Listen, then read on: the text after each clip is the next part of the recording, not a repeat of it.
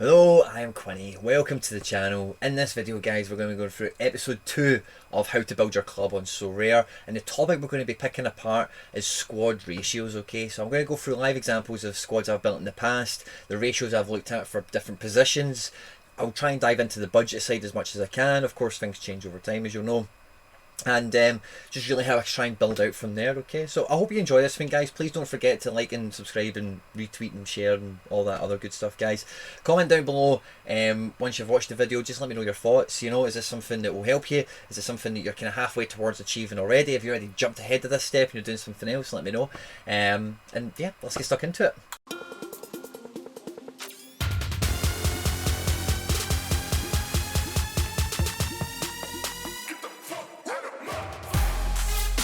Now, SoRare can be a frustrating game as well, as we're all aware. You only need to look into any game week for any manager on the platform to find a lineup with a DNP in it, or a guy that just scored way below par, just absolutely killed the lineup altogether. And then you'll look at the leaderboard and you'll see these guys that have picked everything that's hit, and it's just like, oh, I was just so close, I just didn't pick that guy, or I never had another option for this, or whatever. Now, this video we're not going to be talking about starting the Americas region, starting the Challenger region, starting global, any of this stuff. We're going to be talking about you've picked your division, whatever it is, D4, D3, whatever.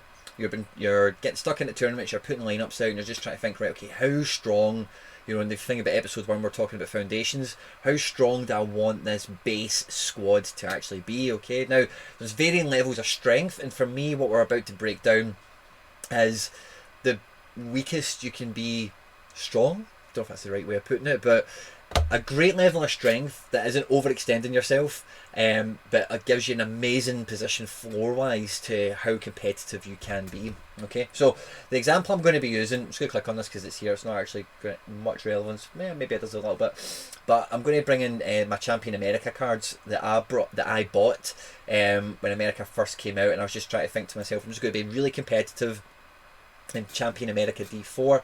I'll show you the card. I think I've maybe bought one or two more than what I still originally have that I've later sold, but these are the cards that I still have. I've not really thought about selling, and they done me very well initially, okay? And we're able to use this lovely squads feature again, which I absolutely love, and I think this will be a feature that will be a great asset to the videos as time goes on. But this is the little playlist. I've jumped ahead of time and I've built it out already, okay? So this is what I prepared for America D4 when MLS first IPO'd, okay? So I'll just take you through it left to right. So the top row, I've got one goalkeeper. Now I actually had two, I also had a Blake at this point, okay? But goalkeepers at the moment, the prices of them, you don't need me to patronise you and say go get two goalkeepers. As long as you've got a common behind this, you'll get away with one rare at a decent level of strength, you know.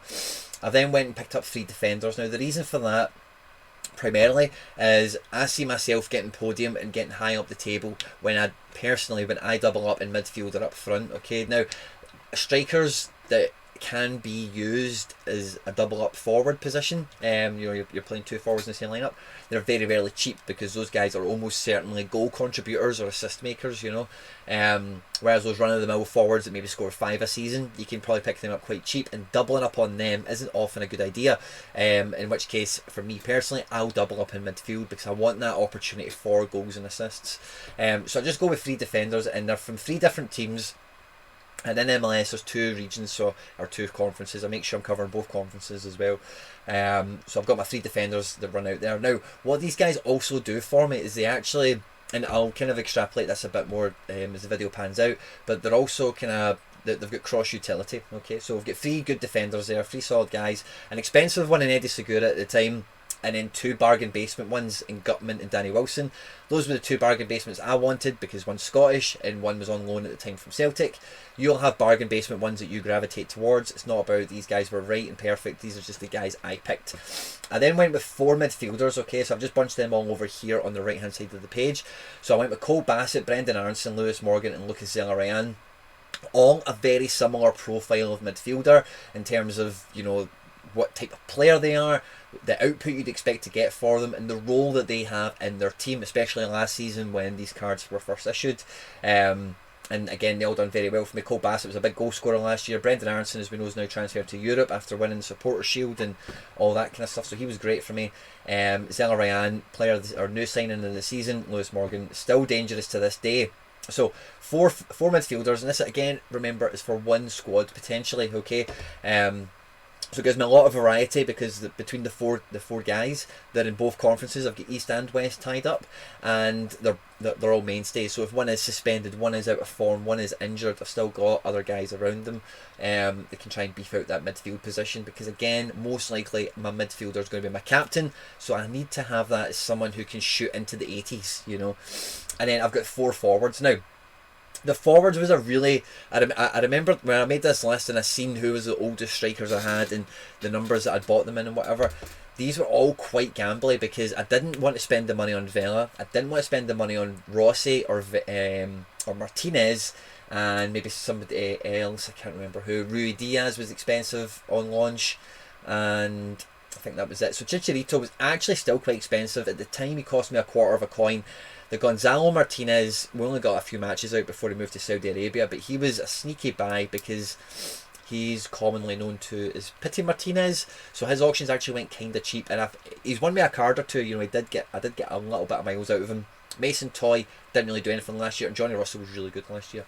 So I went with four forwards, four midfielders, three defenders, and one goalkeeper. And what that does is that builds me out a really strong base D4 in America, right? Now, on top of that, what I'm going to also caveat that with, right, is when these cards came on, I also had other cards from Europe and whatever, because this was just when these cards came out, so I could make my approach really streamlined towards that region to get the cards I wanted. Now, if you're brand new, you've got a much wider array of choice, okay? So you might not want to tackle a region. You might want to have a lot of cards that have got cross utility, like I was talking about with Eddie Segura. And even if we look back at this again, so with Eddie Segura, goalkeeper aside, because under 23 goalkeepers in America just don't exist, okay? But Eddie Segura, Gutman was under 23 last year, so was Bassett, Aronson, and Morgan all last year, and then last year as well, Mason Toy. So I still had the potential for under 23s within this lineup as well. If I had a goalkeeper, if I was happy to run with a DNP goalkeeper, or maybe use one of my other regions. Under 23 goalkeepers, and I have some buffer there, I have some complement from this region, so when it's the only region or one of the most prominent regions that's playing football, I've got cards that are in the mix and getting up and down for that. Now, if you're wanting to build this maybe a similar situation, but you're starting off in D4 global rather than a region specifically, that's the same kind of makeup I personally would be looking to try and build. And again, if you think about the forwards that I've got here, they're not big premium hard hitting strikers. Chicharito looks that way now, okay? Pity Martinez was, you were hopeful he was going to do that. Mason Toy and Johnny Russell were both just kind of punts, you know. Mason Toy from listening to podcasts and reading newsletters and whatever, and Johnny Russell just because he's Scottish, you know, it's a wee bit of bias there from me. Pre-existing football knowledge can help also as well. But they're not big hitting strikers, so I've got four there because I'm willing to roll the odds on the next 2 weeks he's going to be hot, and that guy's just been hot for 3 weeks. He's gone off the boil now, and having that little bit of flexibility, because when you are tied to one striker, to two strikers, and if they're both off the boil, they're not in the team, they're injured, suspended, whatever, they're just not shooting, scoring, then it can really hamstring you, you know, if you're not getting the firepower actually lit.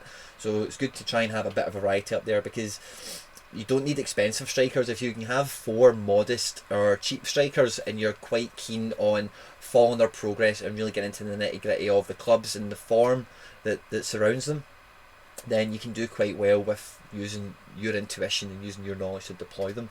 But again, if I was going to do this in a D4 situation, I would actually make it quite cross utility. So not just with the 23s in mind, but the Challenger region is very well priced at the moment. It's always quite well priced for those kind of sub mid-range players, you know, the guys that they might not shoot in the greens every week, but they can hit a streak of hitting 3 greens in a row.